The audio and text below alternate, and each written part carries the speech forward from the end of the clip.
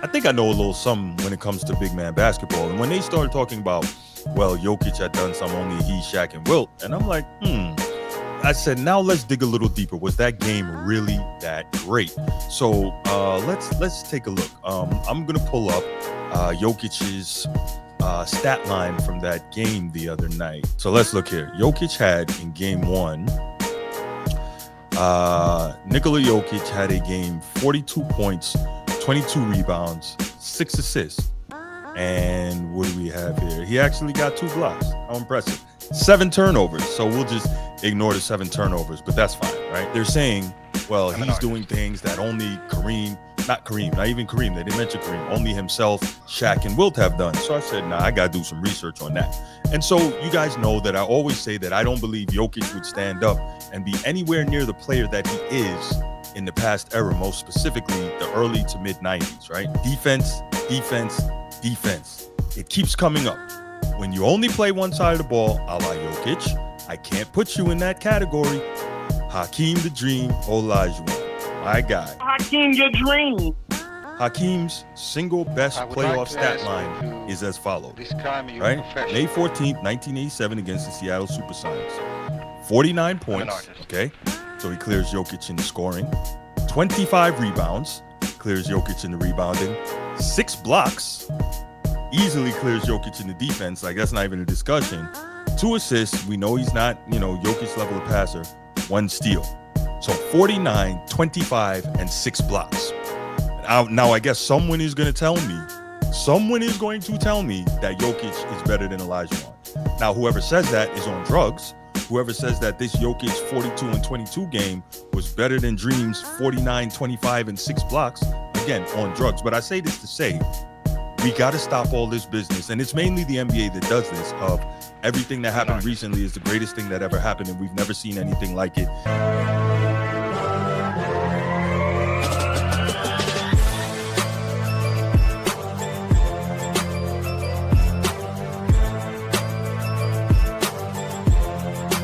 If you're watching here on YouTube, make sure you go ahead, click that subscribe, that like, that notification bell. Make sure you're kept up to date whenever we drop new content on the channel. If you want the audio only version of the podcast, open up your audio podcast platform, hit the search bar, type in The Format Podcast. We should come right up. If you're enjoying the content, make sure you give us a like, leave us a 5-star review, and drop a comment. All that stuff helps us rise in the algorithm, helps us find more sports fans, helps more sports fans find us. Make sure you write it down, put it in your phone, make a note of it. The Format Podcast is live Sunday mornings at 10 a.m. Eastern. And finally, if you're really and truly enjoying the content we're delivering you, make sure you hit that join button. There's going to be exclusive content here just for you. So if you're not new to the channel, one of the things I hate most about the modern NBA and the modern NBA media is how they have this way, unlike any other sport, to prop up the current athletes of this generation. They have to either flat out lie or be very disingenuous when it comes to the players that came before. What am I referring to in this case? I believe it was game 2. Nikola Jokic, the star player, probably going to be the runner-up for MVP this season in the NBA, 3-time MVP as it is, and 1-time champion. He had a game, I think he had like 43 points and like 23 rebounds, right? And so what they were doing, they being the mainstream sports media, because they love to talk about Jokic and put Jokic in places where he should not be in terms of the all-time great center list. But I digress. So what they said was, based on his numbers, he was doing something that only he, Shaq, and Wilt had ever done. I think that's what was said, right? Basically making the point, or trying to say that Jokic was in such rare company, this puts him just among the elite of the elite in terms of that playoff game that he had in game 2, right? So I'm like, cool, but that doesn't sound right to me, right? Again, y'all know what's going on, Mark with glasses. How you doing, brother? Y'all know that I love big man basketball. I love the 90s. I love the 80s. But I came up in the era where the big man was pretty much dominant, outside of Michael Jordan and Magic and Bird, of course. But anyway, I came up in that era, right? And so I think I know a little something when it comes to big man basketball. And when they started talking about, well, Jokic had done some, only he, Shaq, and Wilt, and I'm like, I said, now let's dig a little deeper. Was that game really that great? So let's take a look. I'm going to pull up Jokic's stat line from that game the other night. Let's see. What was that? Was that Wednesday night? Game 2, Nuggets Thunder. Yeah, I believe so. No, maybe it was game 1. Apologies. Game 2 was when the Thunder blew them out by some record margin. Okay, so let's look here. Jokić had in game 1, Nikola Jokić had a game, 42 points, 22 rebounds, 6 assists. And what do we have here? He actually got 2 blocks. How impressive. 7 turnovers. So we'll just ignore the 7 turnovers, but that's fine, right? What's going on, Steve? King of the chat. Good to see you, my man. But yes, so Jokić, incredible game. Probably historically great. 42 points, 22 rebounds, right? 17 of those were defensive rebounds, only 5 offensive. But okay, cool. So they're saying, well, he's doing things that only not even Kareem, they didn't mention Kareem, only himself, Shaq, and Wilt have done. So I said, nah, I got to do some research on that. And so you guys know that I always say that I don't believe Jokić would stand up and be anywhere near the player that he is in the past era, most specifically the early to mid 90s, right? Cool. So I looked it up, and one of the things that I've said that has gotten me tons of pushback is that I believe Patrick Ewing was better than Jokić, and I will go to my grave saying I'll take Patrick Ewing over Jokić. Yes, Patrick Ewing never won a championship. Yes, Patrick Ewing never won an MVP. A big part of that is who the elite best of the best guys were when Patrick Ewing was playing, but that's a whole different argument. So the reason I bring up Patrick Ewing on this, because I looked it up and I said, what is Patrick Ewing's arguably single best playoff performance, right? And that's game 7 of the Eastern Conference Finals against the Indiana Pacers in 1994, which sealed the win for the Knicks and sent them to the championship, where they would lose in 7 against Olajuwon and the Houston Rockets. So Patrick Ewing had 24 points. And I know you're saying 24 points, that's pedestrian. Okay, cool. He also had 22 rebounds, which Jokić had, but here's the difference. 11 of those were offensive rebounds, right? So he's in there banging and battling where they counted most, getting new possessions, right? 11 offensive rebounds, 11 defensive rebounds. He also had 7 assists. We know that assists are, the thing that supposedly sets Jokić apart from everyone else. And I'm fully admitting that Jokić is a better passer than Ewing. So I'm not saying that, Ewing is as good a passer as Jokić, but he had 7 assists that night. But now here's where it comes in. Patrick Ewing, formerly the Hoya Destroyer and one of the best defensive bigs of all time, 5 blocks that night, right?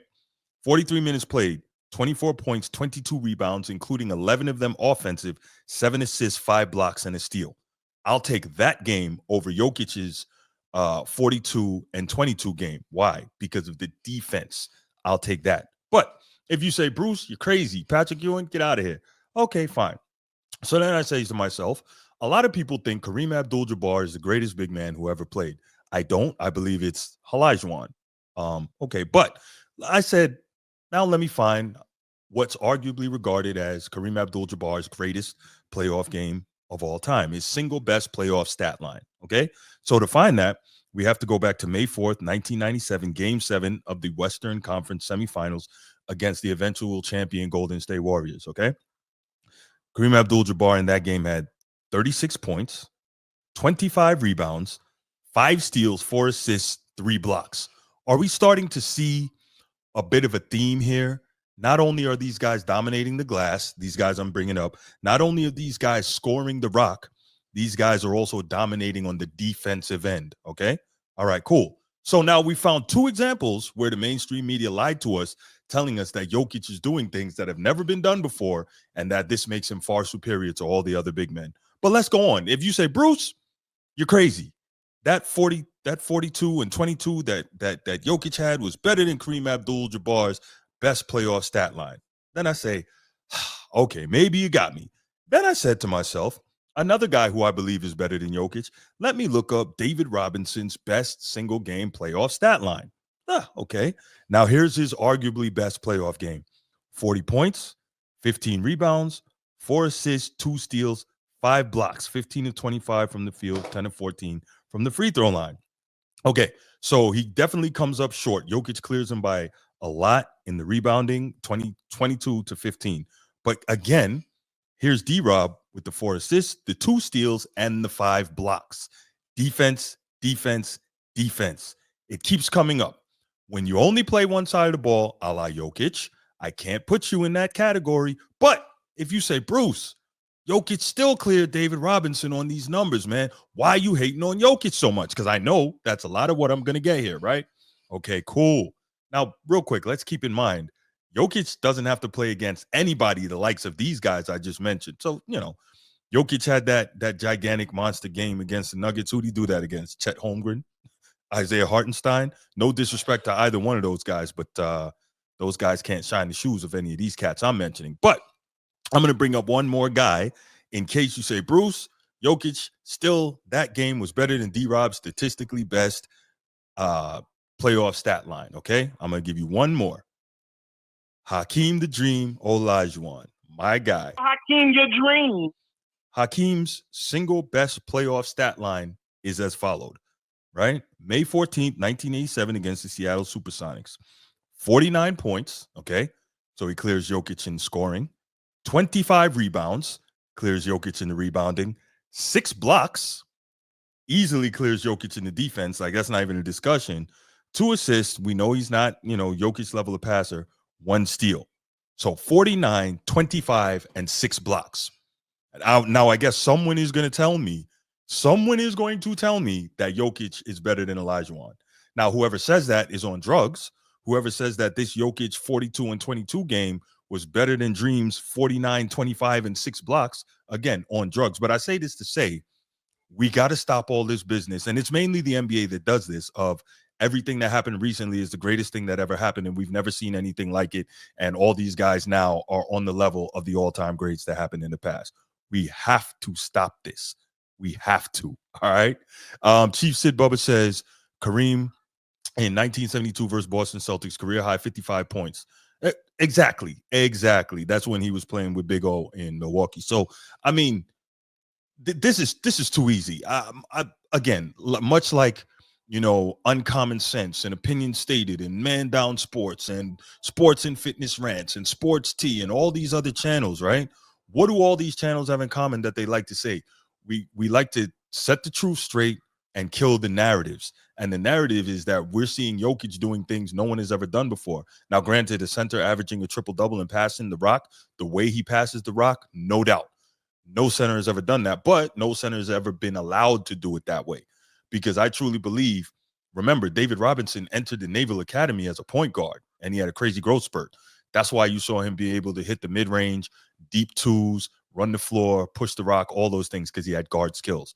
But the point is, I say it all to say, we got to stop believing it, and we got to stop allowing the mainstream sports media to either lie or be flat out disingenuous. I know that was long for a quick hit, but I really felt the need to set that straight, because it definitely, as soon as I heard them talking about how Jokic was in the category that we've only seen from Shaq and Wilt, I was like, nah, that can't be right. I know there's a lot of guys who had better playoff outings than him, and they played both sides of the ball. So there you go. That's what I got on that.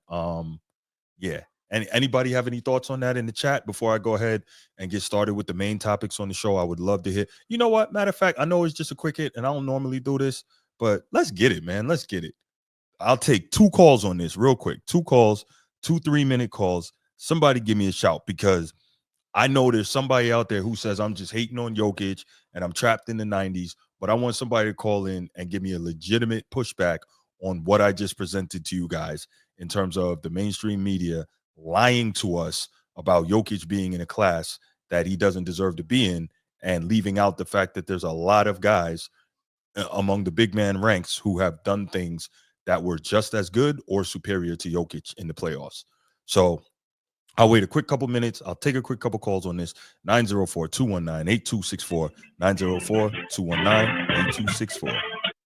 Chief, good evening. How are you? Man, I'm excellent. I can't give you any pushback, but I'm going to buffer your points and say that. Man, Akeem had like quadruple double. Yeah. I'm talking like blocks, assists, rebounds, double the steals, rebounds, and man, and then David Robinson. Yep, he had one also. Some of Kareem's. Yeah. So I can't put him there yet. He don't play defense. That's the problem to me. Like, I can't. Yeah. I know it's probably just the era that I came up in, but I cannot I just can't push him past guys that play both sides of the ball. I can't, because like I always say, if he was really locking in and playing defense, his offensive numbers wouldn't look the way they do. And that's no disrespect to him. He's awesome. He's just not what they're saying. But I'm just saying, like, some of the games that Akeem had, man, you know, he had like you know, he had one of 4 in NBA history. Yeah. So he's the only center. Nate Thurmond, and is it Alvin Robertson? So, I think is the 4th. Yeah. So and then I like Joker. He's skilled, but super skilled. Like you say, you got to do both sides of the ball. Yeah, man. Yeah. So you know that's where I am on that. I can't even put him above Pat. I'm like you, right? I can't put above Patrick Ewing. Yeah, exactly. He wouldn't do. He could. I don't think he'd be scoring on Ewing like that. I don't think so either. You know. So if he had to go mano and mono against some of those centers, the way that they move their feet, because a lot of the great centers, like I'd say, like Akeem and Patrick, were great soccer players, and they had excellent footwork. That's right. So he's skilled, but he's, you know, but no question. You also got to think of what today's centers are. They're not really centers, right? You're playing against little power forwards. Yeah. Right. 3 and 4 men. So I can't put Joker up there yet. I know my boy Edward would be mad, but he'll be all right. Therefore, that's why he needs to watch this. Yeah, so, no doubt. Yeah. I actually, it's funny. I sent him this stuff last night, and you know, Edward. But no, and the thing is, I hate the kind of culture that we live in now, because the fact that I'm pointing this stuff out is people going to say, oh, you saying Joker a bum, you saying he can't play. No, that's not what I'm saying. I'm just pointing out irrefutable truths in terms of where he is in the pantheon. That's all I'm doing.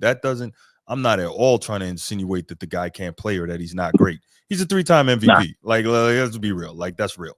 But we gotta some people gotta chill with the hyperbole. Yeah.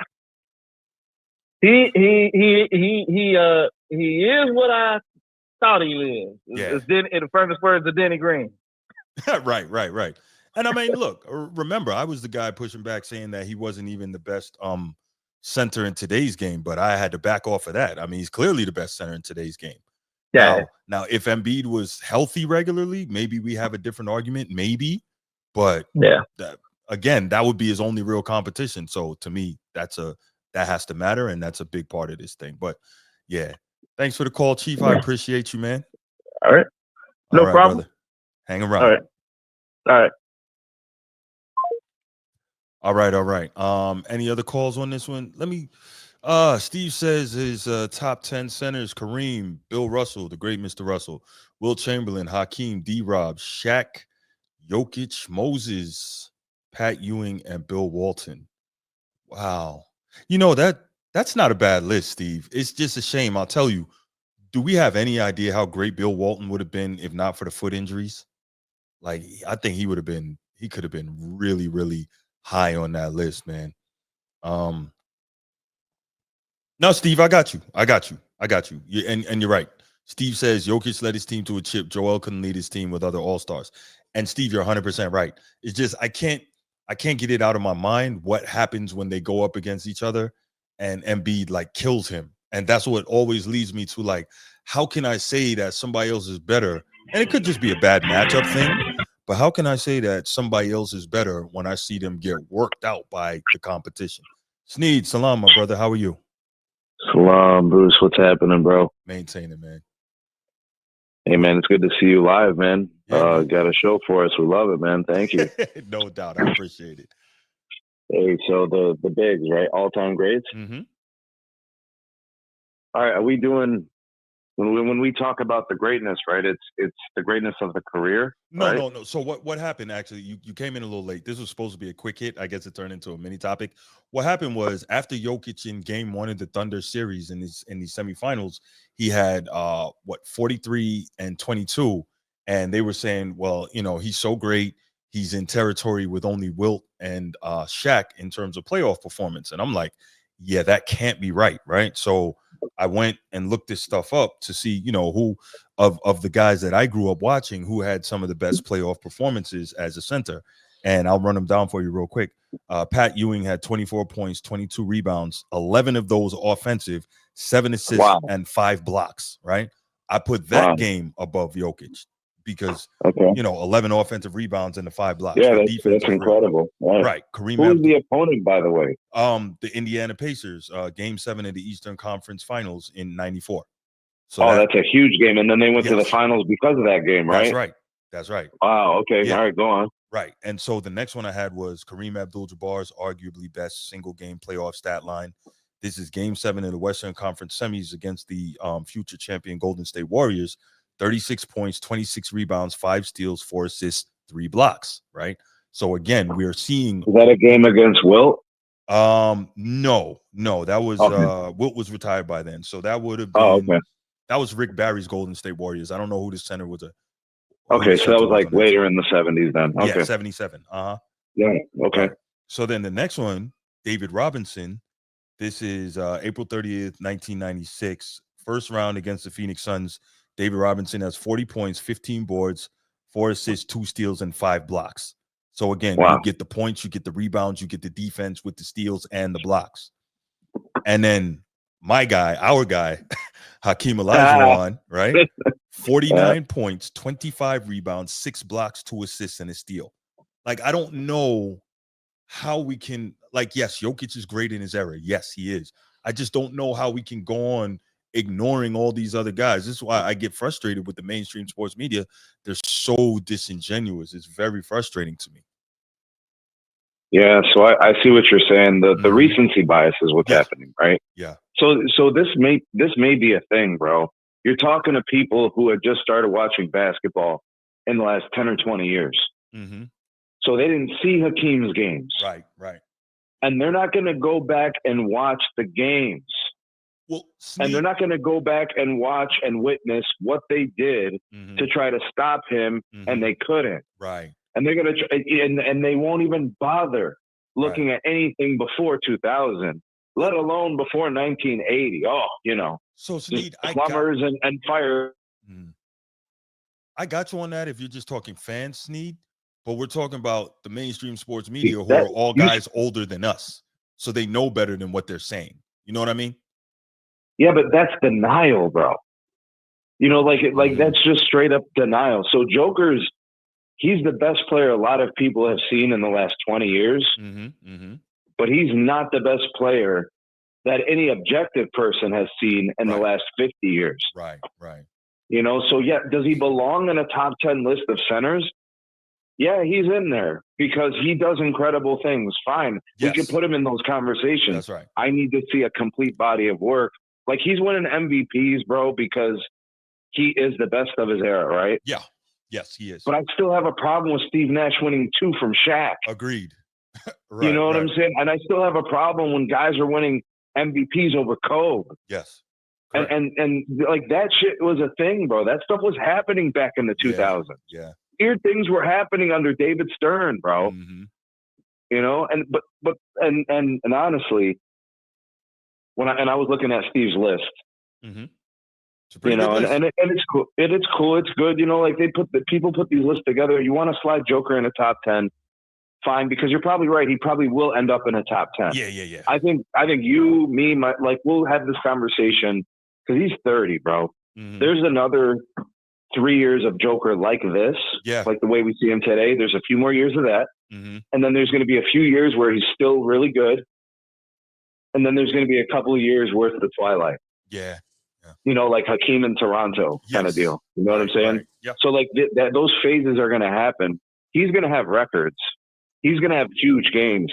Yeah. Bro, I love Joker. He had 8 turnovers last night. Yeah, there you go. But you know what I'm saying? And I was critical of when Hakeem was having those big games, when he wasn't passing the ball, I was critical. Right. Because you got to have faith in your guys that they can hit a shot, bro. You can't do it by yourself.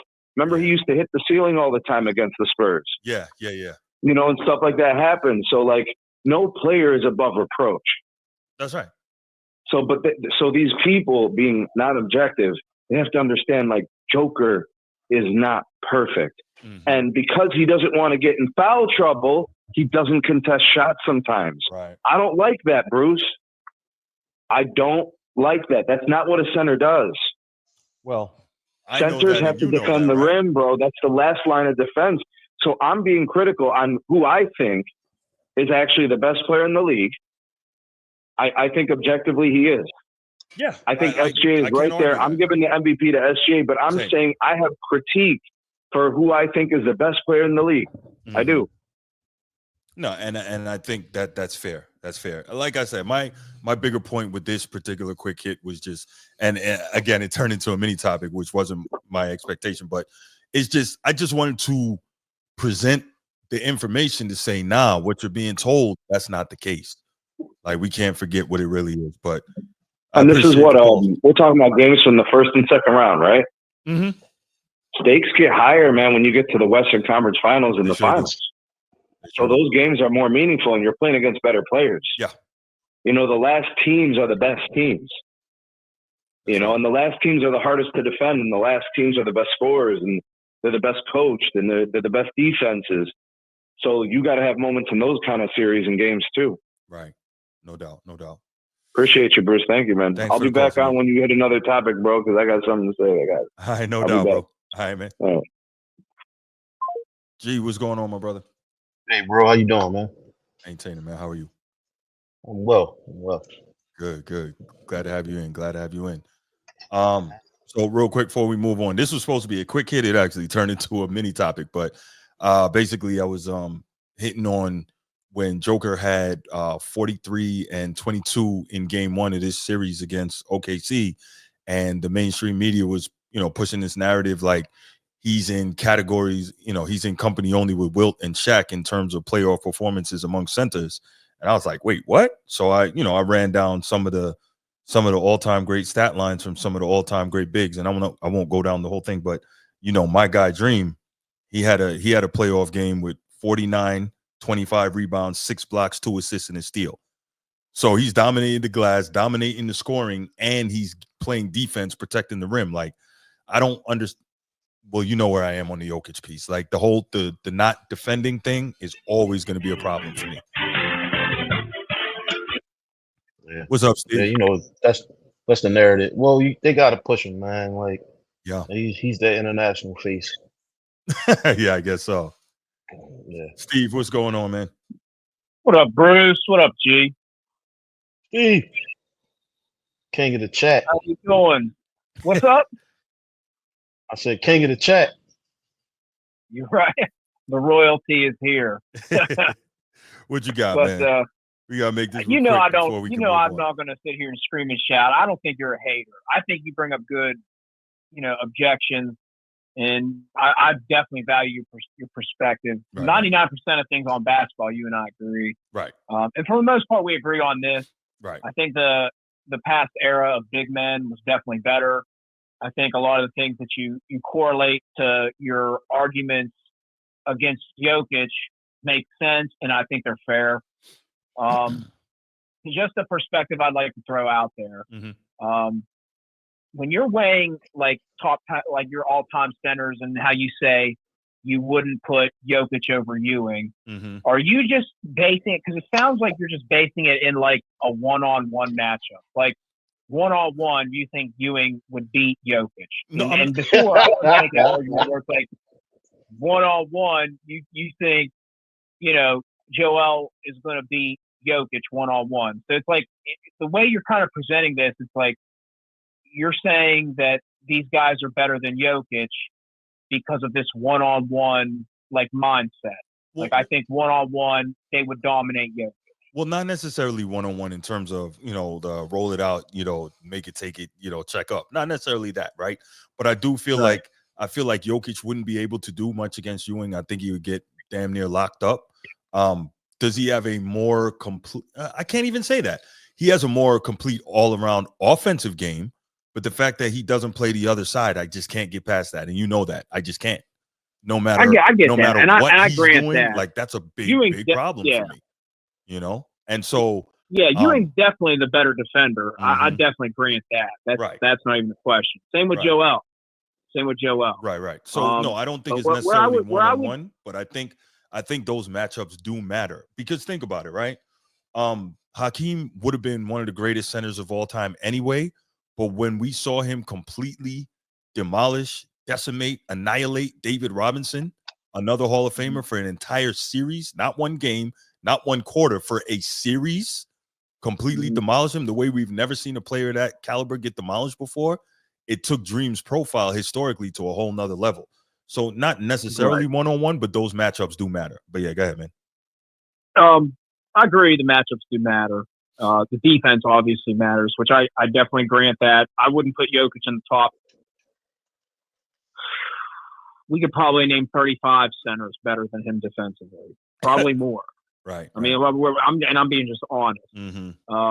We could name a ton of guys that are better than him defensively. Right. I guess my question would be is, when you look at, like, just because you brought up Pat Ewing, we're just going to use him as the example. Do you think Pat Ewing's just completely shutting Jokić down? No, not like, completely. What do you think in a series?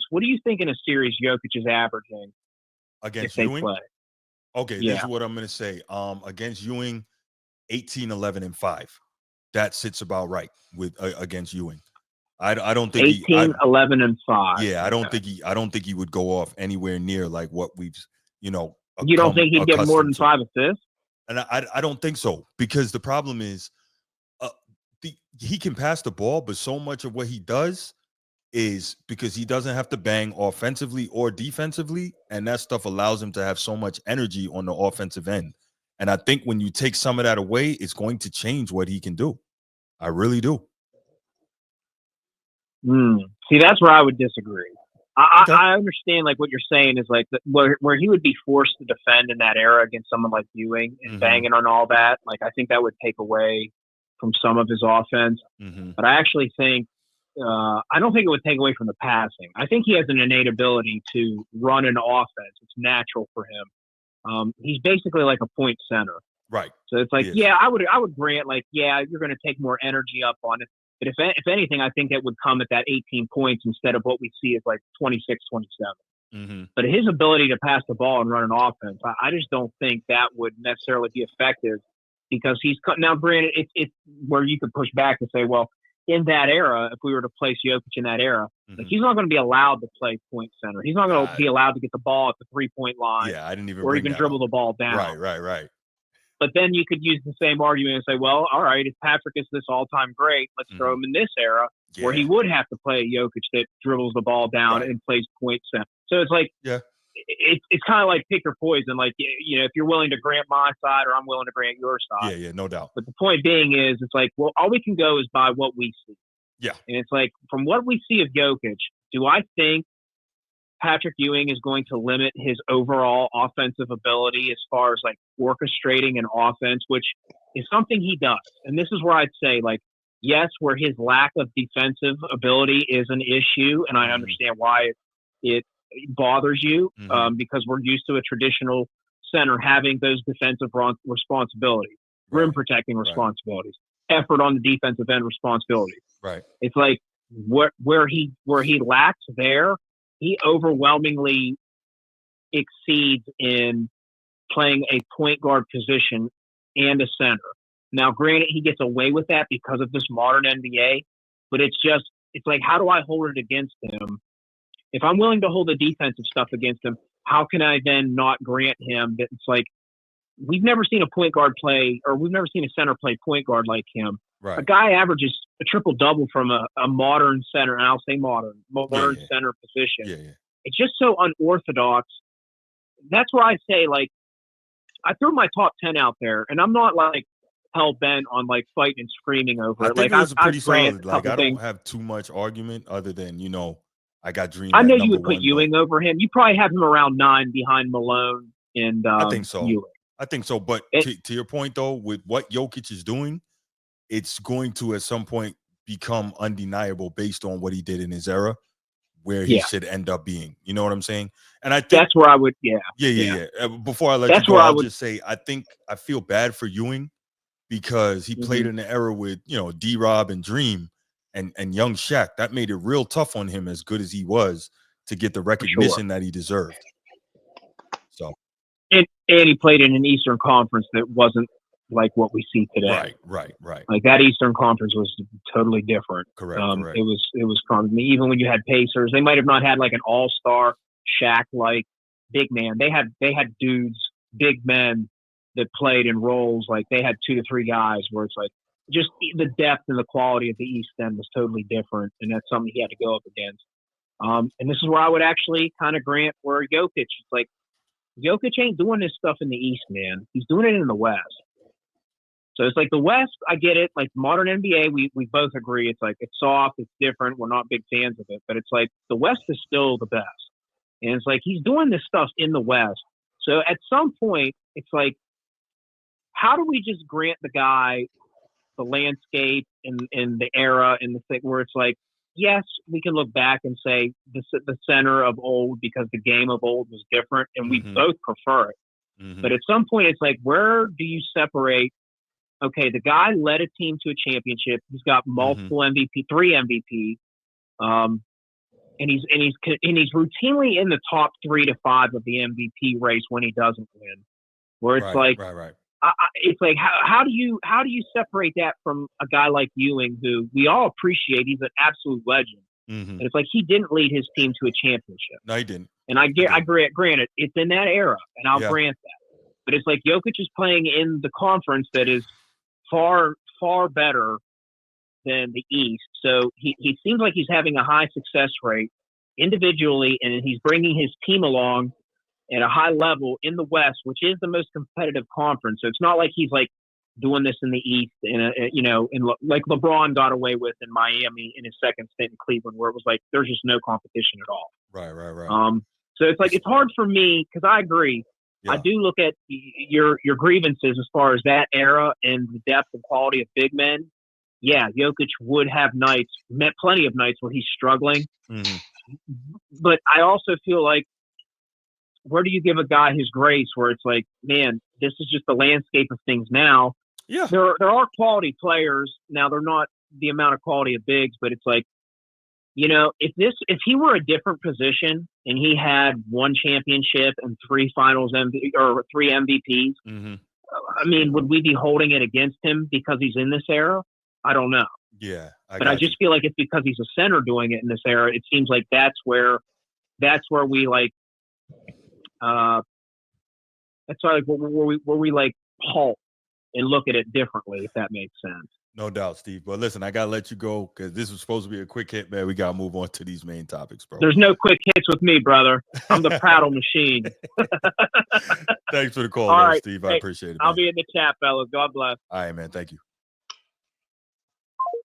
Good call from Steve. You have anything to add, G, before we move on? Oh, not at all. Not at all.